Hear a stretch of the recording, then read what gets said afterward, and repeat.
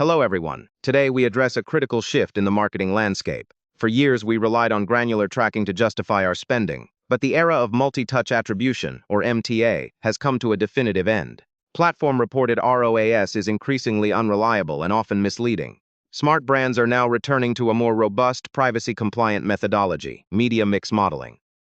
In this session, we will explore why MTA failed, what modern MMM actually entails, how the two compare, and most importantly, how you can implement a sophisticated measurement framework today to revolutionize every budget decision you make.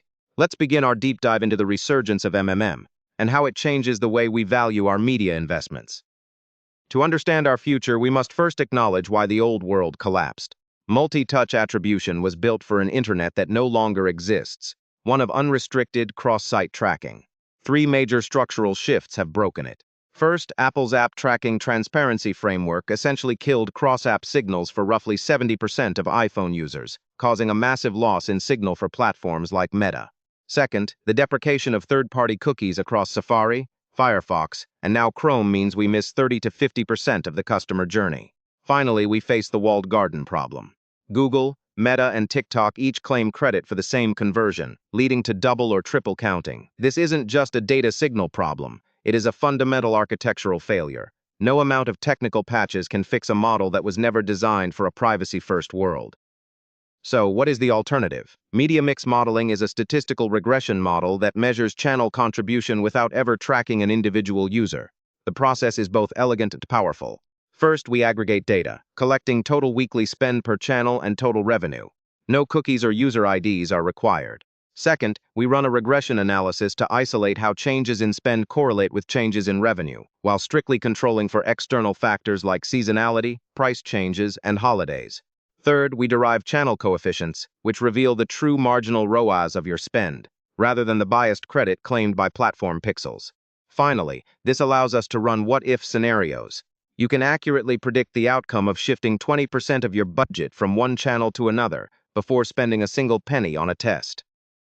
When comparing these two models side by side, the choice depends on the specific question you need to answer. MTA focuses on the individual user journey, asking which specific ad a person clicked before buying. While it provides real-time insights, it is blind to iOS users, ad blockers, and vital offline channels like TV or out-of-home.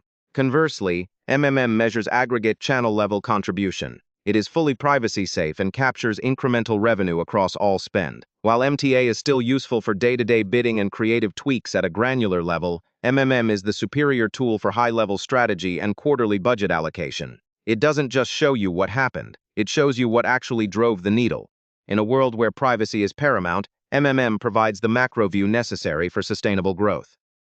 In the past, running an MMM required a massive budget and a dedicated data science team. That has changed. Both Google and Meta have released free, open-source frameworks to democratize measurement. Google Meridian, released in early 2025, uses a Bayesian time series model that integrates natively with Google Ads and GA4 data. It is built in Python and expertly handles seasonality and saturation curves. On the other hand, Meta Robin has been the pioneer since 2021. It is an R-based framework with an active global community. Robin specializes in ad stock and diminishing returns, featuring a built-in budget allocator for automated scenario planning. These tools have made top-tier, scientifically validated analytics accessible to every brand, regardless of their size or technical budget. MMM frequently surfaces insights that traditional dashboards simply cannot see. A common finding is that brand spend is undervalued by 2 to 4 times, as last-click models fail to capture long-term revenue impact. We also see that offline channels like TV significantly drive search lift. Cutting TV spend often accidentally cannibalizes your own paid search demand. Furthermore, MMM identifies the diminishing returns curve, showing exactly when a channel stops being efficient and where you should cap your spend. Finally, it accounts for lag effects, recognizing that a campaign run 6 weeks ago may still be driving conversions today. MMM moves beyond reporting what happened and starts explaining what caused what, which is a completely different and far more valuable question for any marketer. Starting your MMM journey today doesn't require a fleet of data scientists. You can have your first model running in just 4 to 6 weeks. Start by collecting 18 to 24 months of weekly data, including ad spend, revenue, and external variables like promotions.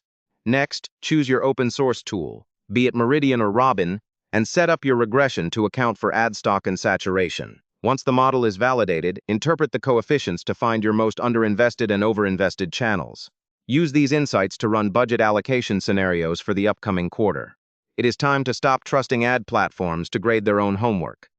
MMM is the primary way you hold every channel accountable and ensure that every marketing dollar is working its hardest for your bottom line. If your advertising isn't delivering the results you expect, the problem may not be the budget, it may be the strategy. At Namster Marketing, we help businesses turn advertising into a predictable growth engine.